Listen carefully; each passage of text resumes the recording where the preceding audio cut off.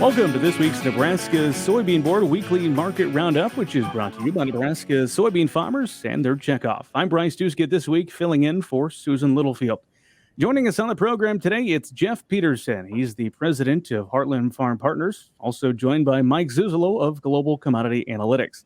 We'll get both their thoughts on the market trade from this week here in a few moments, but first we go to a word from our sponsor, the Nebraska Soybean Board. It may be small, but this little bean fuels a lot of power. It powers a food industry as a top source of protein. It's a fuel that powers diesel engines with fewer emissions. It powers a state economy and bottom lines. And it powers the rest of the world as a top Nebraska export. Yeah, it may be small, but we're finding more ways for this little bean to power Nebraska.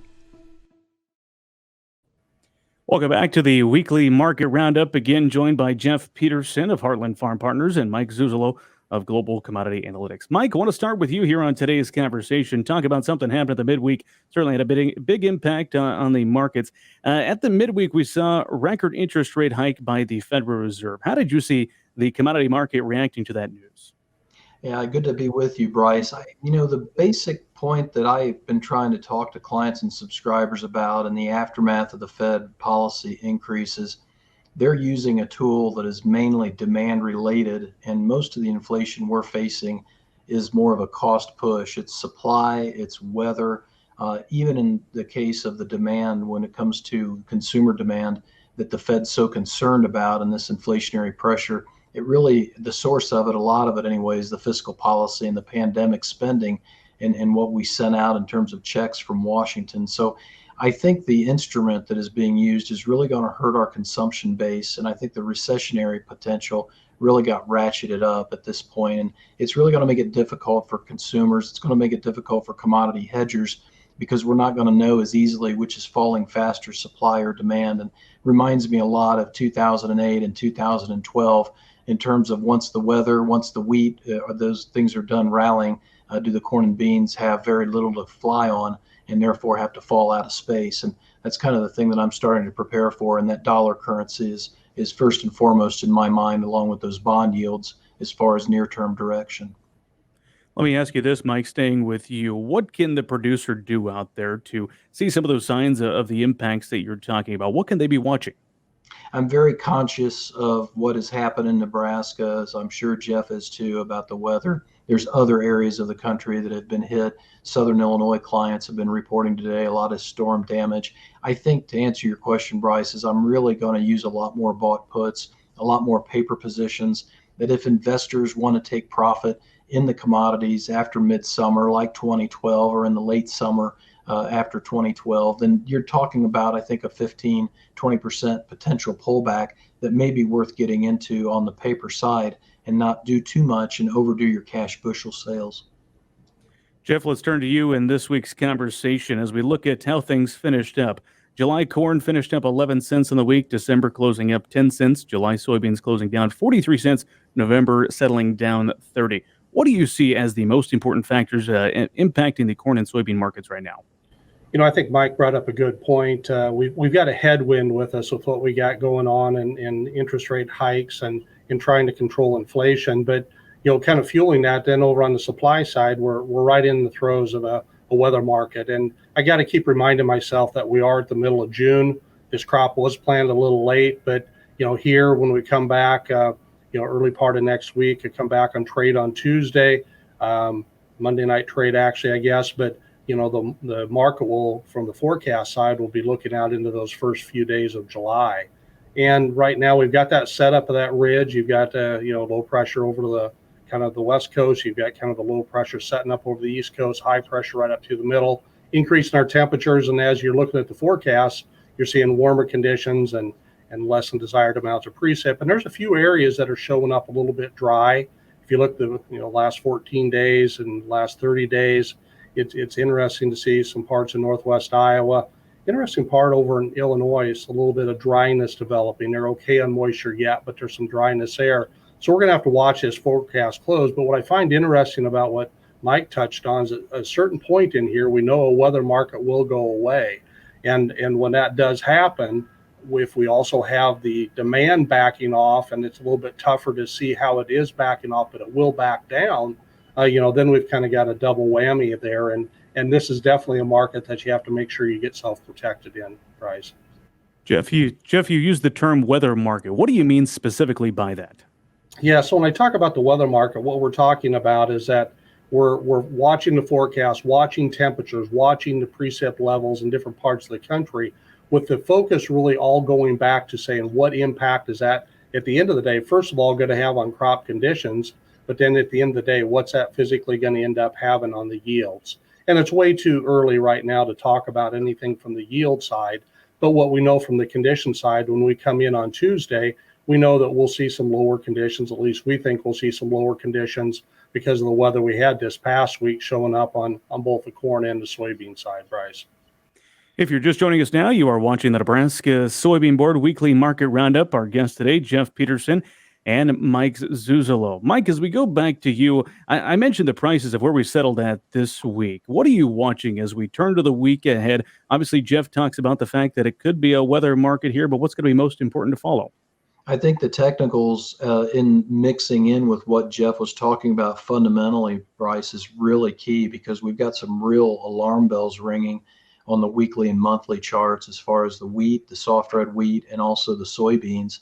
And, I think this is where the charts have done a very good job. The technicals have done a good job of kind of anticipating what the funds may or may not want to do. And I don't rely upon charts very heavily. They're good for pulling triggers for me, but as far as the analysis, mostly, fundamental and fund-driven analysis is what I get used to doing, have been used to doing.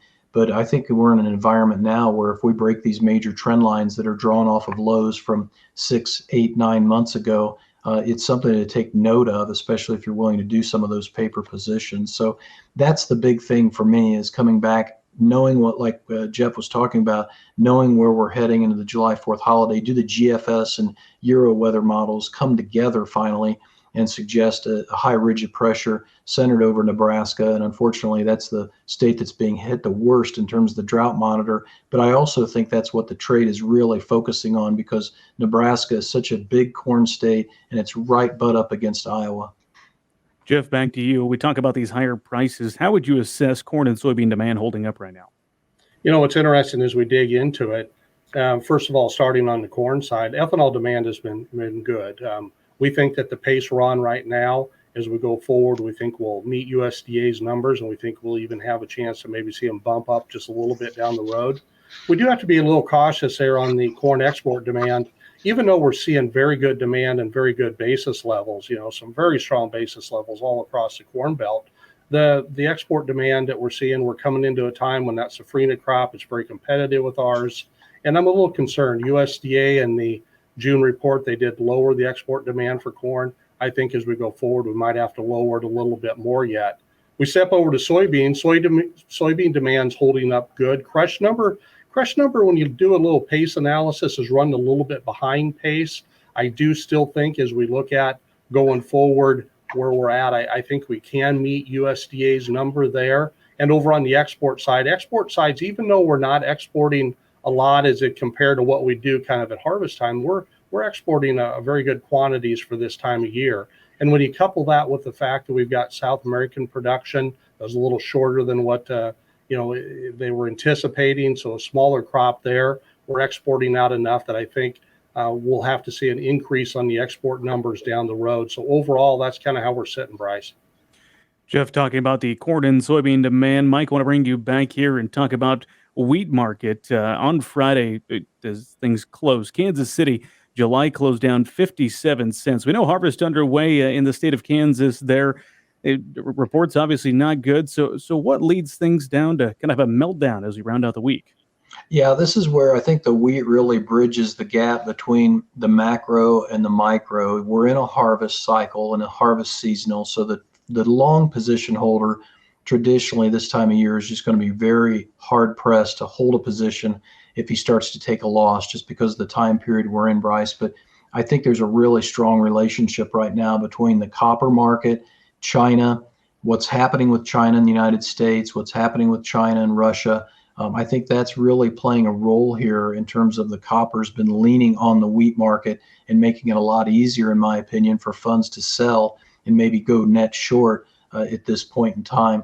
The other thing that I think's really come out this week that I don't think the market's really focusing on or priced in yet is that we know pretty conclusively from several comments, including the Secretary of Ag, that we are dealing with Russia having now taken some Ukrainian grain and shipping it out throughout the Black Sea.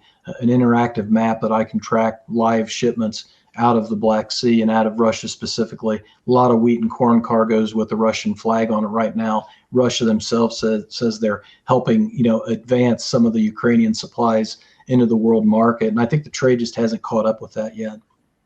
Jeff, let me come back to you. 30 seconds or so here as we wrap up today's conversation. No trade on Monday due to a holiday. All these factors said, what could things look like as we open up the overnight trade Monday night?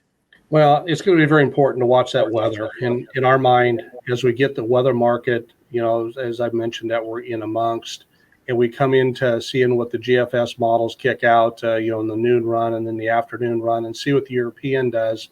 If we would start seeing some wetness form, and one of my concerns I have, even though I think we can see this market go a little bit higher yet, one of the concerns would be does some weather and wetness show up out there in that 2-week period? So that's something we got to watch close. Watch crop conditions also when they come out on Tuesday, Bryce. Never enough time to cover all the topics we'd like to. That is Jeff Peterson and Mike Zuzolo joining us here on the program. As a reminder, commodity futures and options involve a substantial risk of loss, and it's not suitable to all investors. That is this week's Weekly Market Roundup, which is brought to you by Nebraska soybean farmers and their checkoff.